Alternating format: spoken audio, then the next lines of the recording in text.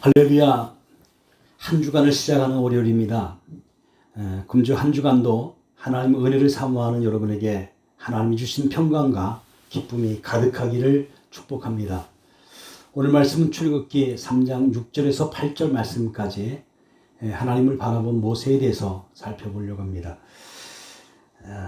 또 이르시되 나는 내 조상의 하나님이니 아브라함의 하나님, 이삭의 하나님, 야곱의 하나님이니라. 모세가 하나님 배웠기를 두려워하여 얼굴을 가리매 여호와께서 이르시되 내가 애굽에 있는 내 백성의 고통을 분명히 보고 그들의 감독자로 말미암아 부르짖음을 듣고 그 근심을 알고 내가 내려가서 그들을 애굽인의 손에서 건져내고 그들을 그 땅에서 인도하여 아름답고 강대한 땅, 젖과 꿀이 흐르는 땅, 곧 가나안 족속, 헷 족속, 아모리 족속, 브리기스 족속, 히 족속, 여부스 족속의 지방에 데려가려 하노라.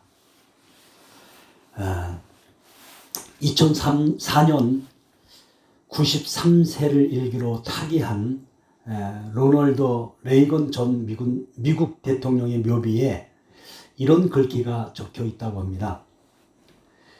나는 인간이 선량하다는 것을 마음 깊이 알고 있다. 옳은 일은 언제나 궁극적인 승리를 거둔다. 모든 생명에는 목표와 가치가 있다. 배후에서 대통령으로 그가 살아온 이유와 삶의 방향을 단적으로 표현해 준 말이라고 할 수 있습니다. 비록 성경적인 내용은 아니지만 그는 자신이 가지고 있는 가치를 위해서 평생도록 헌신했던 그런 분이죠. 여러분, 우리 기독교는 생명의 종교이며 본질은 사랑입니다.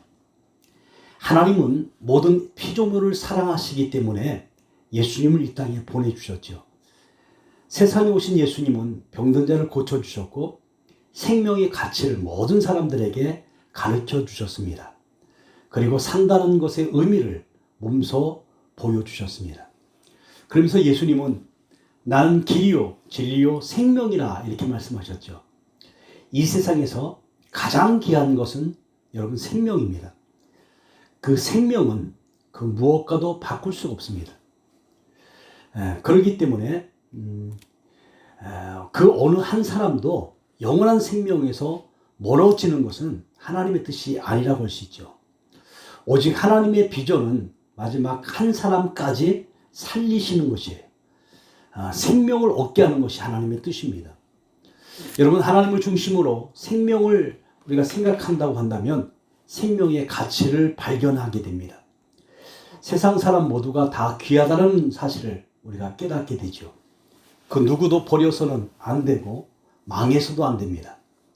모두가 다 구원받아야 되고 다 복된 삶을 우리가 살아가야 됩니다. 성경을 통해서 하나님이 가장 마음 아플 때가 언제일까요? 물론 죄 없는 아들 예수 그리스도께서 죽을 때일 겁니다. 그러나 그에 못지않게 하나님의 마음이 아플 때는 아마도 애굽에서 이스라엘 사람들이 고통받을 때가 아닌가 이런 생각을 해봅니다. 물론 이 광야에서 이스라엘 사람들이 죽고 나중에 가나안에 들어가서 나라를 세우고 아수르와 바벨론을 통해서 나라가 망하고 많은 사람들이 고통을 당합니다. 그러나 그것은 자신들이 지은 죄값을 치르는 것이죠. 그런데 애굽으로 내려간 이스라엘 백성들이 고통을 당하는 것은 뚜렷한 이유가 없어요. 그들이 무슨 큰 죄를 지은 것도 없습니다. 이스라엘을 애굽으로 내리신 것은 하나님의 계획이었습니다. 그래서 창세기 15장 13절과 14절에 보면 여호와께서 아브라함에게 이르시되 너는 반드시 알라. 내 자손이 이방에서 객이 되어 그들을 섬기겠고 그 후에 내 자손이 큰 재물을 이끌고 나오리라. 이 예언대로 하나님은 요셉을 애굽으로 보내시고 요셉을 통해서 이스라엘을 애굽으로 인도하셨습니다. 그리고 그들은 애굽에서 평안하게 살았죠. 그런데 문제가 생기기 시작합니다. 출애굽기 1장 8절에 보면 요셉을 알지 못하는 새 왕이 일어나서 애굽을 다스리게 되죠. 여기서 요셉을 알지 못하는 왕이라는 이 말은 요셉의 공적을 인정하지 않는 왕이라는 말입니다. 사실 요셉 시대에 이스라엘 민족이 애굽에 들어가서 편안하게 지냈던 그 시기는요, 애굽의 제17 왕조인 힉소스 왕조 시대였습니다. 이 힉소스 왕조는 셈족 계통으로 그들과 인종적으로 연관이 깊은 히브리인에 대해서 굉장히 우호적이었죠. 그래서 이 왕조의 통치 아래서 요셉과 이스라엘 민족은 많은 도움을 받았습니다. 그러나 애굽 본토 사람들의 반란으로 인해서 애굽의 왕권이 애굽 본토인인 왕조인 그 제18 왕조로 넘어가게 되죠. 그런데 이때부터 문제가 생깁니다. 힉소스 왕조를 인정하지 않는 왕조가 일어나니까 당연히 힉소스 왕조 시대 때에 대접을 받았던 이스라엘 사람들을 학대하기 시작했다는 거예요. 그래서 그들에게 국고성 비돔과 람셋을 건축하게 합니다. 그리고 이스라엘 사람들의 숫자를 줄이려고 산파에게 남자아이를 죽이라고까지 합니다. 그것도 통하지 않으니까 이제 군인들을 시켜서 아이들을 낳으면 죽이게 하죠. 그러니까 엄청난 고통의 세월이 시작된 것이었습니다. 이때 하나님은 모세를 택하여서 훈련을 시키게 되죠. 그리고 때가 되매 그를 부르셨습니다. 그 부르시는 장면이 오늘 본문의 말씀이죠. 물론 여러 가지 과정이 있었겠지만 모세는 하나님의 부르심을 통해서 가나안을 보게 되었다는 거예요. 그러나 먼저 모세가 본 것은 고통받는 자기 백성들이었습니다. 그래서 그는 이스라엘 사람들을 괴롭혔던 이 애굽인을 죽이고 도망자가 되죠. 그러나 모세는 후에 자기의 힘으로 이스라엘 사람들을 구원할 수 없다는 사실을 분명히 깨닫게 됩니다. 그래서 그는 절망하게 됩니다. 그런데 어느 날 하나님이 그를 찾아오셨어요. 그리고 말씀하십니다. 7절 8절 말씀, 여호와께서 이르시되 내가 애굽에 있는 내 백성의 고통을 분명히 보고 그들이 그들의 감독자로 발미암아 부르짖음을 듣고 그 근심을 알고 내가 내려가서 그들을 애굽인의 손에서 건져내고 그들을 그 땅에서 인도하여 아름답고 광대한 땅, 젖과 꿀이 흐르는 땅, 곧 가나안 족속, 헷 족속, 아모리 족속, 브리스 족속, 휘 족속, 여부스 족속의 지방에 데려가려 하노라.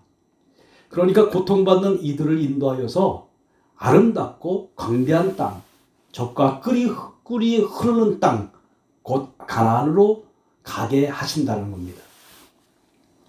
모세는 가나안을 보지 못했죠. 그러나 믿음으로 보았습니다. 말씀을 통해서 보았습니다. 그리고 그 땅을 바라보게 됩니다. 그래서 그 땅으로 이스라엘 백성들을 인도하려고 자기 평생을 바치게 되죠. 마지막 순간 비록 모세가 무리와 반석의 사건으로 가나안에 들어가지는 못하지만은 그는 그렇게 사모하는 가나안 땅을 비스기산 꼭대기에서 바라보고 마침내 죽습니다. 모세는 믿음으로 가나안을 보았고 그 가나안으로 백성들을 인도하기에 평생을 바치게 됐죠. 여러분, 믿음이 이렇게 위대합니다. 사랑하는 여러분, 하나님의 나를 향한 축복과 선한 계획이 있음을 여러분 믿으시길 바랍니다. 그렇다면 우리가 똑똑히 믿음으로 주님을 바라봐야 돼요. 그리고 모세처럼 믿음으로 그 은혜와 복을 향해 나아가시길 바랍니다. 그러면 그 복과 은혜가 반드시 내 것이 될 것입니다. 오늘 하루도 나를 향한 하나님의 놀라운 계획을 여러분 믿음으로 바라보시고 주님과 동행하시는 복된 하루가 되시기를 주님의 이름으로 축원을 드립니다. 기도하겠습니다.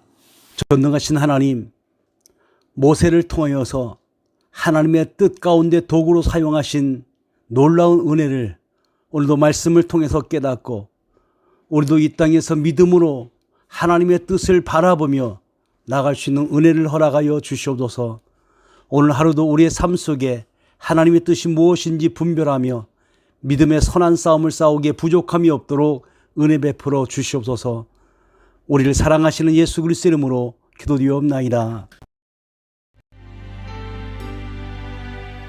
고단한 인생길 힘겨운 오늘도 예수 내